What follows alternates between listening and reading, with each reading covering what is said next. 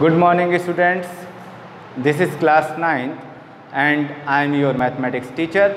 In previous lecture we have completed some question of exercise 6.1.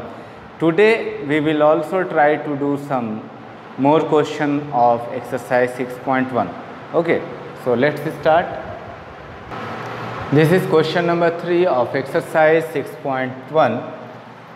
In the given figure, angle PQR is equal to angle PRQ, then prove that angle PQS is equal to PRT. Okay, so हम देख सकते हैं क्या क्या चीज़ें दी हुई। Angle PQR is equal to PRQ, it means ये एंगल और ये एंगल आपस में इक्वल दिया गया है और हमें प्रूफ क्या करना है। To proof angle PQS is equal to angle PRT, ये हम लोगों का टारगेट है। चलिए करते हैं। जैसा कि मैंने आपको बताया था, वी विल कंसीडर 3 और 4 step to solve and to prove some problems. First of all we have to write the given things. Given thing is angle PQR is equal to angle PRQ। Okay, and our target is aim to prove angle PQS is equal to angle PRT. Now our third step, proof or procedure.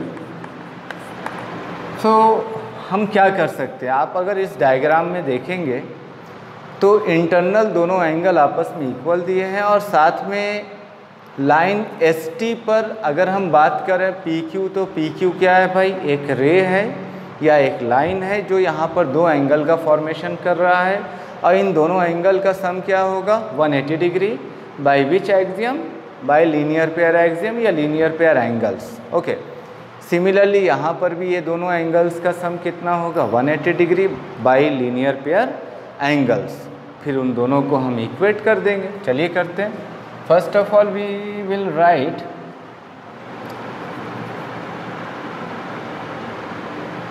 on line ST,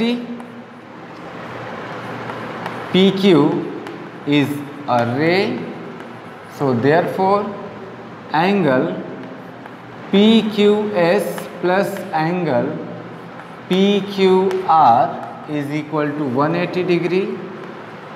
By which property? By angle linear pair axiom या angle. Okay, linear pair axiom.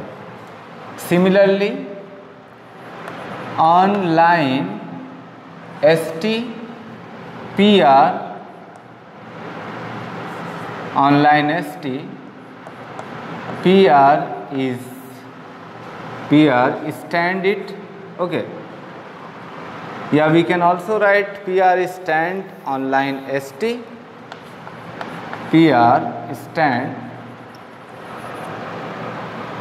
on line ST।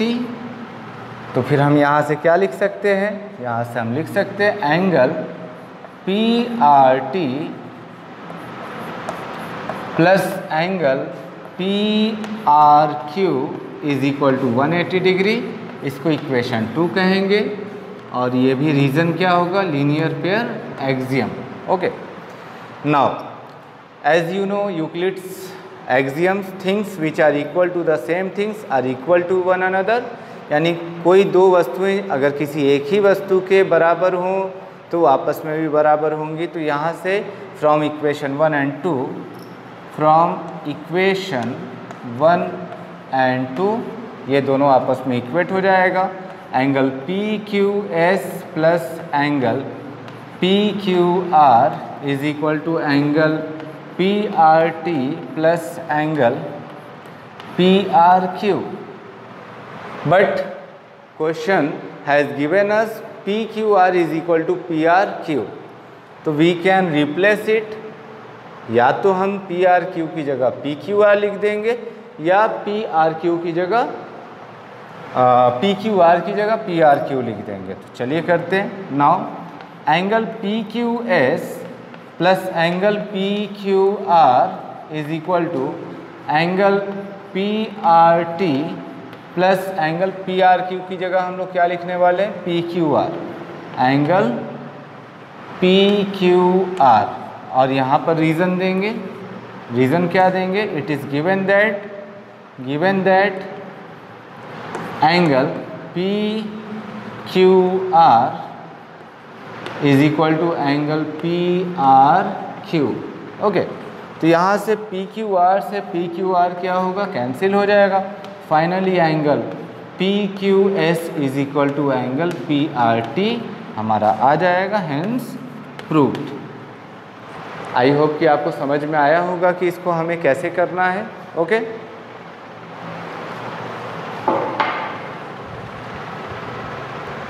I hope कि आपको ये solution समझ में आ गया होगा। चलिए next question की तरफ बढ़ते हैं। Now this is question number 4। In the given figure if x plus Y is equal to w plus Z then prove that AOB is a line. Okay, जैसा कि एक्सियम्स में हम लोगों ने देखा, किसी भी लाइन को स्ट्रेट होने के लिए कंडीशन क्या है कि उस पर लीनियर पेयर एंगल का सम या एडजेसेंट एंगल का सम 180 डिग्री होना चाहिए।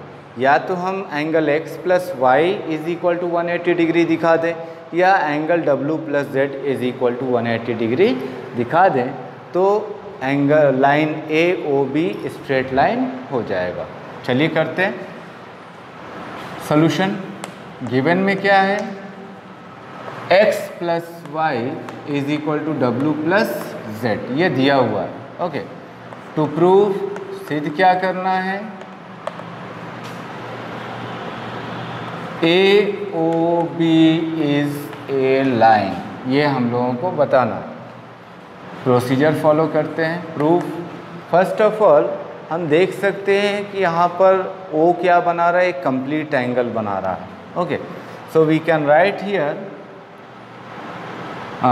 Angle x plus angle y plus angle w plus angle z is equal to 360 degree by which reason, complete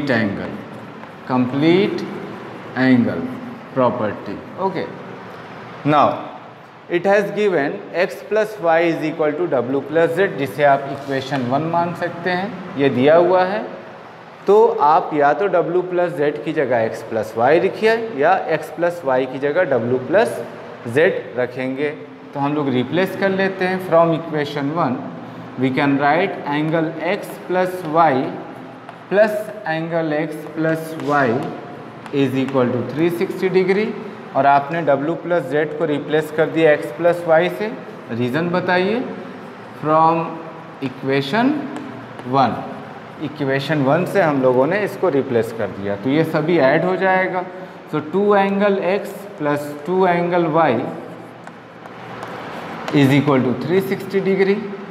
so 2 common ले लेंगे, angle x plus angle y is equal to 360। Finally angle x plus angle y is equal to 180 degree.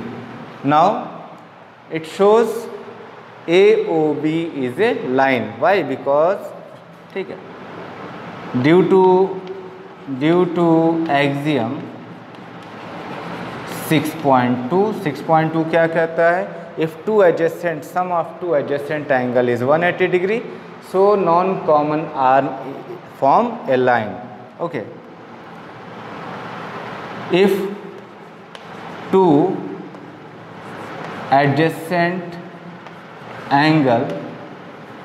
angles are or is 180 degree, so non-common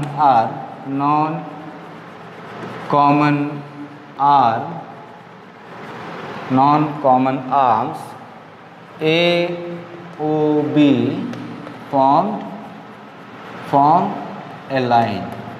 अब यही हम लोगों को proof करना था, तो आप समझ गए होंगे कि ये किस तरीके से हो रहा है। Okay, this is question number 5 of exercise 6.1।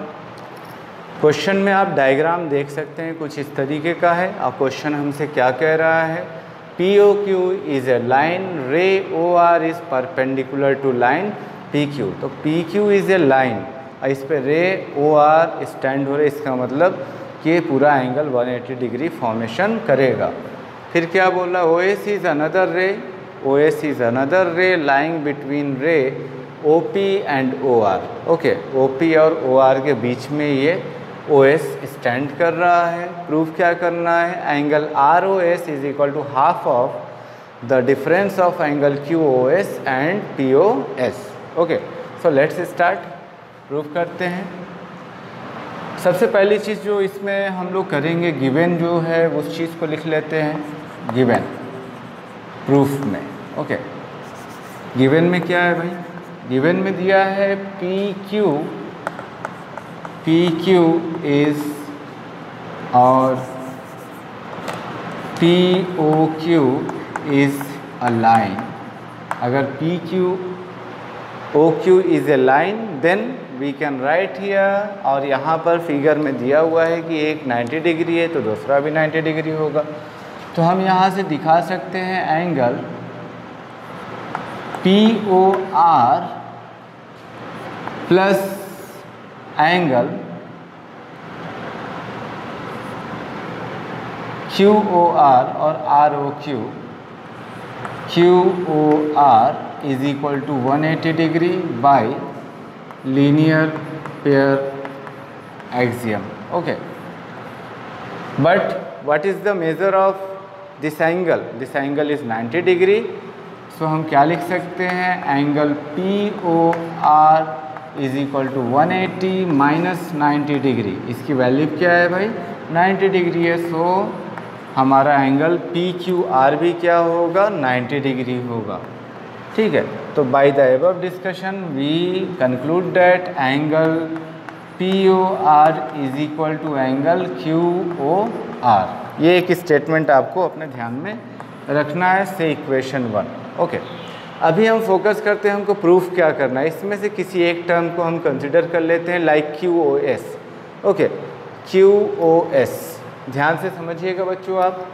अभी हम फर्स्ट पार्ट हम लोग कर चुके, सेकेंड पार्ट में आते हैं, लिखेंगे एंगल QOS।